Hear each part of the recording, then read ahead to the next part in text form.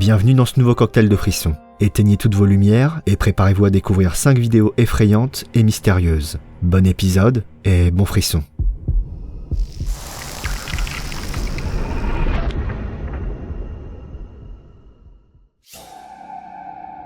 Ce que l'on qualifie d'activité paranormale semble prendre place le plus souvent dans des lieux abandonnés ou des lieux à l'histoire chargée. Un des endroits les moins probables où l'on pourrait penser vivre ce genre d'expérience est son lieu de travail. C'est pourtant ce que va expérimenter une femme seule en capturant ces images.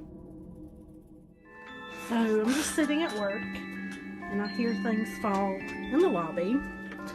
Not sure. And the lights are off. They were on. Oh, and they're on now. All right, yeah, I'm gonna be done with that. Oh, nope, I'm done.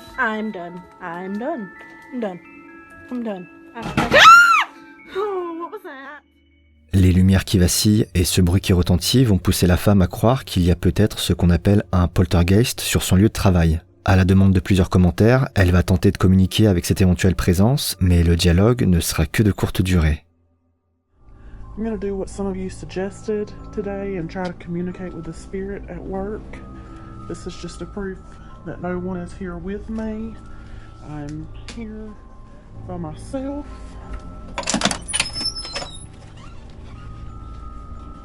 There's no one here.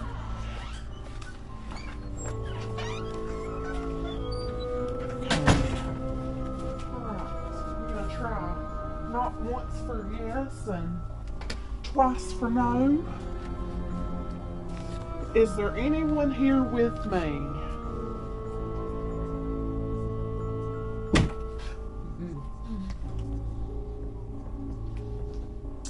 Do you know who I am?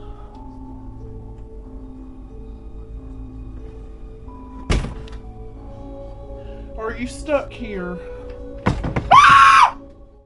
Si l'on en croit les réponses obtenues, cette supposée présence connaîtrait donc la femme et ne serait pas coincée dans ce bâtiment. Certains évoquent alors la possibilité que la dame soit suivie par quelque chose, et les dernières images capturées semblent aller dans ce sens. So, y'all have been following my polter diaries here lately. So I'm pretty sure there's something standing in the doorway to the break room. Am I crazy, or is that somebody standing there? Do y'all see that? Une silhouette peut être aperçue derrière la porte avant de se rétracter quelques secondes plus tard. Depuis ce jour, la femme ne travaille plus seule et a été rejointe par une collègue. Il est difficile de passer sous silence la possibilité que tout ceci ne soit qu'une mise en scène, car malgré les propos de la femme, rien ne prouve qu'il n'y a pas de complice. Une chose est sûre, nos oreilles se souviendront de ces cris.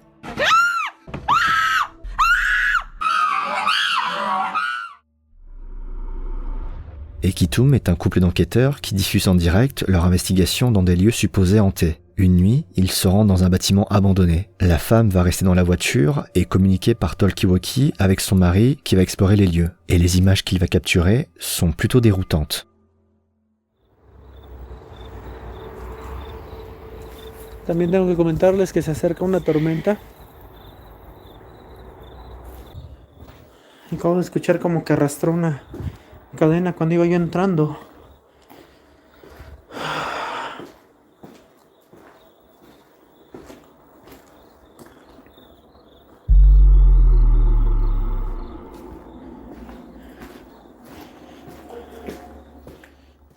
L'enquêteur ne semble pas le remarquer, mais une silhouette se tient figée près d'un arbre. L'homme en sera informé quelques instants plus tard par les nombreux spectateurs qui suivent en direct la diffusion de cette investigation.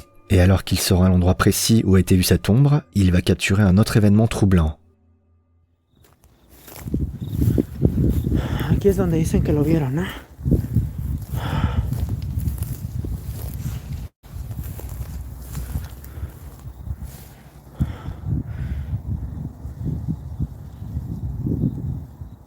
¿Hola? Ay, no. No te pases. Chingao. Sabía que ahí estaba. Hey, amigo, ¿qué quieres? Cuidado, hijo.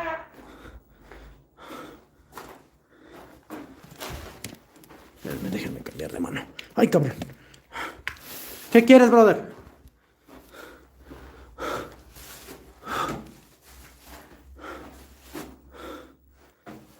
¡Hey!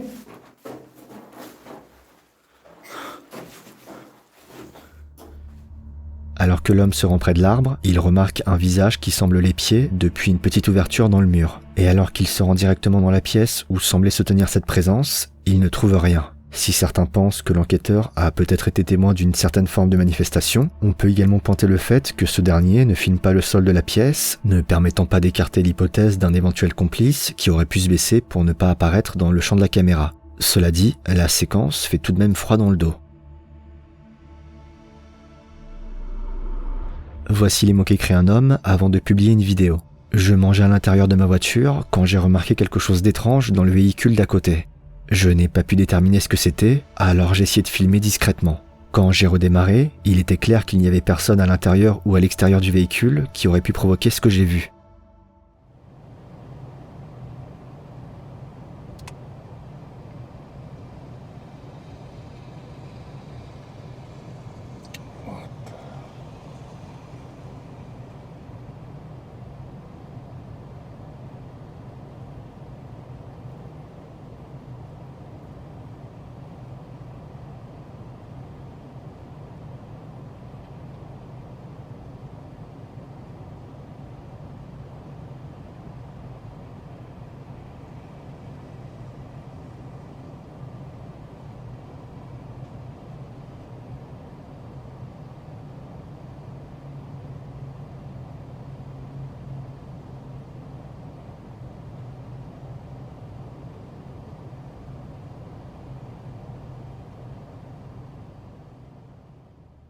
Dans ces images, on observe une silhouette qui se déforme à plusieurs reprises et change d'aspect de manière erratique. Si on pouvait distinguer par moments les caractéristiques d'un humain, les contours changeants de la silhouette rendent l'hypothèse d'une vraie personne moins évidente. Certains pensent qu'il pourrait s'agir de quelque chose capable de se métamorphoser, tandis que d'autres penchent davantage pour un effet d'optique. Et vous, qu'en pensez-vous ?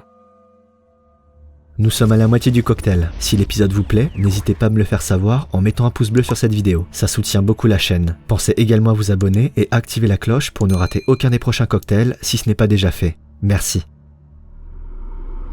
Pendant leur séjour dans un hôtel réputé hanté, un couple dit être témoin de phénomènes étranges, avec notamment une table qui se serait mise à vibrer, un livre qui serait tombé, ou encore une poupée qui aurait bougé. Le couple va alors installer une caméra en face de cette fameuse poupée pour la filmer durant toute la nuit, et voici les images qu'ils vont découvrir à leur réveil.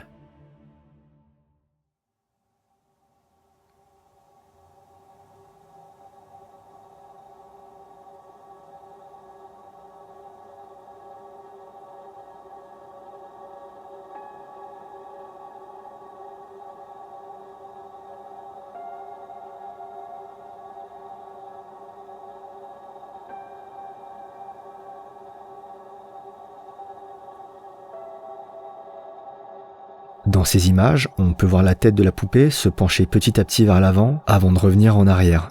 Selon l'auteur de la vidéo, on pourrait même voir les yeux de la poupée s'ouvrir lentement. Au vu de sa position initiale, le mouvement de cette poupée ne semble pas naturel et peut difficilement être le fruit de la gravité. Il est alors possible d'imaginer un fil ou autre chose ayant pu provoquer ce déplacement, à moins que cette poupée ne soit véritablement hantée. Dans un musée au Nevada sont exposés de nombreux trains, dont certains remontent jusqu'au 19e siècle. Parmi ces vieux trains, un a été brûlé, un autre a été le théâtre d'un meurtre, et certaines personnes ont dit avoir entendu des bruits, des voix, eu l'impression d'être touchées, voire poussées durant leur visite. Il n'en fallait pas plus pour qu'un groupe d'enquêteurs nommé Twin Paranormal se décide à investiguer l'endroit afin de vérifier ces rumeurs. Et alors qu'ils commencent à explorer le lieu, les premières réponses ne vont pas se faire attendre. Please make yourself present. Make yourself known. Use your energy. You can communicate with us. Did you hear that? What is that? Hang on. That way?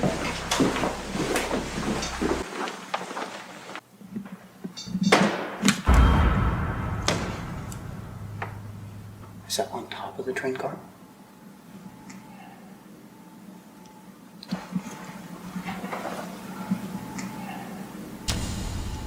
Did that just say yes? I have no idea. That's on the trail. It was. That's up there. Hey, Ryan. Yes? Ryan, there's fingerprints in the dust right here. Wait, what? Ryan, this is the noise you heard? Yeah, Right there. That's Fingerprints. 100% the noise. Fingerprints. Au cours de l'investigation, de nombreux bruits peuvent être entendus et des traces de doigts sont trouvées sur une surface métallique. À ce stade, rien ne prouve l'origine paranormale de ces phénomènes, mais les événements sont sur le point de prendre une tournure encore plus étrange.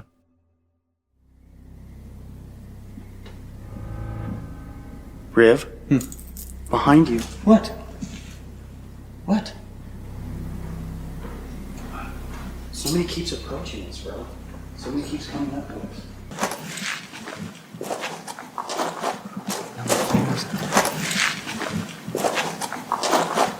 That was f***ing running. There still is. Still is. What is going on, dude? I've never heard so.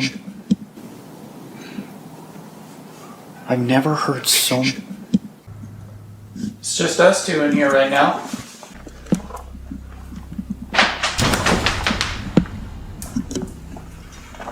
Ryan! Yeah! Dude, no f***ing way.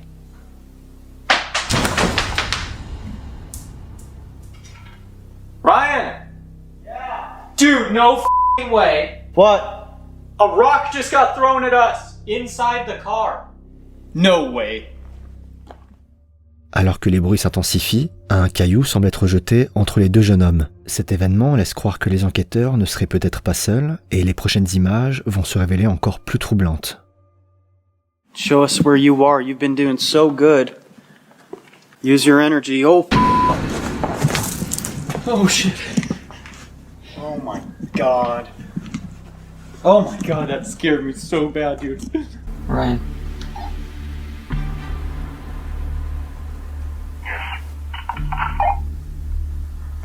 Where are you guys at? Did that yes? Wait, was that even Ryan? That's what I'm asking.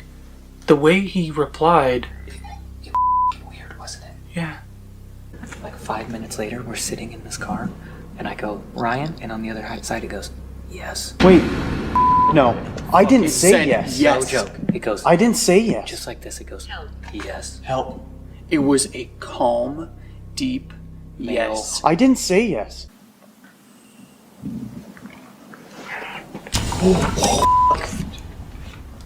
And then right after, he pointed out how weird it sounded, so I pressed the button again and said, River, no answer. When So we heard give the me a voice. brief. I'm gonna try this. Give me a The brief. noise was him. It was him. The voice? No. Oh The my voice God, was dude. him. It came through my f***ing walkie. What is that? Oh. What is that? What is that? No shit. What is that? Oh. What is that? What is that? No shit. What was that? Shit. Ryan, you that saw did that? not look human. Saw what? That did not look. That was me. That was not human. That was me. What did it look like? Human, dude. Hey, Chip, where are you going? Hold on. That was not human, dude. Holy. Il est difficile de dire si cette forme noire observée par les enquêteurs n'a pas été provoquée par un effet de lumière. La séquence reste tout de même surprenante, tout comme cette voix qui retentit du talkie-walkie et n'appartenant pas à celle de l'enquêteur, alors que le groupe précisera que la communication se faisait sur une ligne verrouillée, ce qui empêche en principe toute interférence extérieure. Au vu des résultats obtenus, certains évoquent la présence d'un skinwalker, notamment connu pour prendre l'apparence d'une personne et imiter sa voix. Au-delà de cette hypothèse un peu fantaisiste, ce lieu reste définitivement chargé en histoire, exposant des trains qui, au cours de leurs multiples expéditions, ont transporté de nombreux voyageurs et ont peut-être gardé en eux une part de leur ancienne vie sur les chemins de fer. C'est la fin de cet épisode, j'espère qu'il vous a plu. N'hésitez pas à me dire dans les commentaires quel extrait vous avez préféré. Quant à moi, je vous retrouve très bientôt pour un nouveau cocktail et de nouveaux frissons. A plus.